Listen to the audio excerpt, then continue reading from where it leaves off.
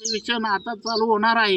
या संदर्भात संबंधित विरोधी पक्षी नेत्यांनाही या संदर्भात मी निवेदन दिलेलं आहे आणि या संदर्भात प्रश्न उपस्थित करावे अशी विनंती केलेली आहे।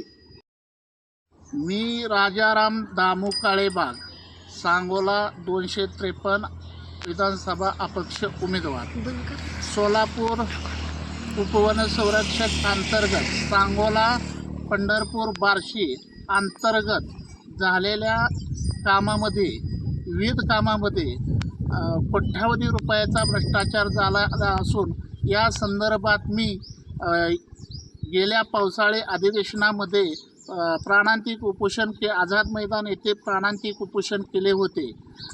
तसेच ग्रामीण पाणीपुरवठा सांगोला येथे यांत्रिक अभियंता अमर कांबळे यांच्या नावावर कोट्यावधी रुपयाची बिले रेकॉर्डिंग करून कोट्यावधी रुपयाचा भ्रष्टाचार केला आहे। या संदर्भात सुरेश कंबळे यांना निलंबित करण्यासाठी मी आणि फॉरेस्ट खात्याच्या भ्रष्टाचारासाठी मी दिनांक 22/7/2024 रोजी आझाद मैदान मुंबई येथे उपोषणास बसणार आहे। या संदर्भात माननीय राज्याचे मुख्यमंत्री एकनाथ शिंदे साहेब, राज्याचे उपमुख्यमंत्री देवेंद्र फडणवीस साहेब आणि संबंधित वनमंत्री सुधीरभाऊ मुनगंटीवार साहेब आणि पाणीपुरवठा मंत्री गुलाबराव पाटील यांना मी या संदर्भात निवेदन दिलेले आहेत। संबंधित पोलीस प्रशासन विभागालाही या संदर्भात मी निवेदन दिलेले आहेत आणि सोलापूर जिल्ह्यातील उपवन संरक्षक धैर्यशील मोहिते पाटील व सांगोल्याचे तत्कालीन वनक्षेत्रपाल विजय बाटे आणि तत्कालीन वनपाल मुंडे साहेब, सर्व वनरक्षक, तसेच पंढरपूरचे वनक्षेत्रपाल वाघ मॅडम आणि बार्शीचे वनक्षेत्रपाल करे मॅडम या सर्व वनपाल आणि सर्व वनरक्षक यांना निलंबित करण्याची मागणी मी राज्याचे वनमंत्री सुधीरभाऊ मुनगंटीवार साहेबांना केलेली आहे।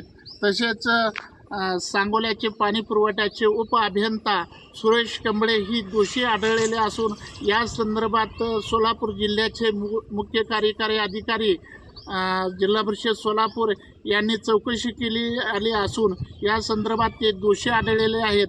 या संदर्भात मी राज्याचे गुलाबराव पाटील यांना निलंबित करण्याची विनंती केलेली आहे।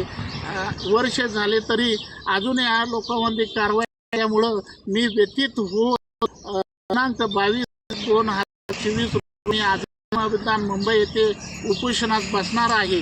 या संदर्भात फॉरेस्ट विभागा अंतर्गत विविध ठिकाणी भरण्या न करता कोट्यावधी रुपयाची बिले काढलेले आहेत। तसेच लागवडही करण्यात आलेली नाही, याची चौकशी करावी अशी मी मागणी केलेली आहे। या संदर्भात मी कारवाई